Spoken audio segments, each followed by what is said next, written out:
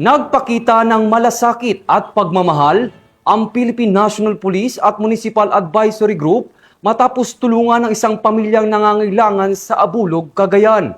Ang magandang balita ay mula kay Patrolwoman Richelle Ledesma. Hindi ko pinamalas sa ating mga kapulisan ng Abulog, Cagayan, ang pulis na nararamdaman sa pamamagitan ng pagpapaabot ng tulong sa pamilyang nangangailangan, kasama ang Municipal Advisory Group noong ika-4 ng Nobyembre taong kasalukuyan. Napili ng Municipal Advisory Group kasama ang Abulog Police Station sa pangunguna ng hepe na si Police Major Angelo S. Pagulayan sa pamilyang Samiano Zuniga Tolentino na pawang mga residente ng Barangay Libertad, Abulog, Cagayan. Ang mga pamilyang ito ay kabilang sa hanay ng persons with disabilities at mga nakakatanda na patuloy na nagsisikap sa kabila ng hirap at hamon ng buhay. Bilang pagpapakita ng malasakit, nag-abot ng tulong pinansyal ang ilang miyembro ng grupo para sa bawat pamilya.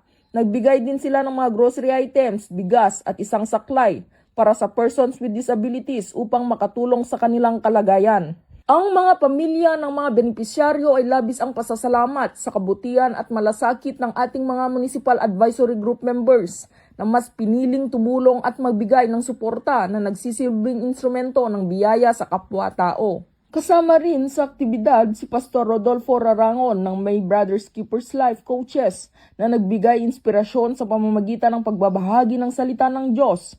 Ang kanyang mga mensahe nagbigay ng pag-asa, lakas ng loob at pananampalataya sa mga pamilyang natulungan. Paalala na hindi kailanman tayo nag-iisa, lalo na sa oras ng pangangailangan. Ayon kay Police Major Pagulayan, ang ganitong mga gawain ay patuloy na isinasagawa ng PNP Abulog bilang bahagi ng advokasya ng PNP na serbisyong may malasakit.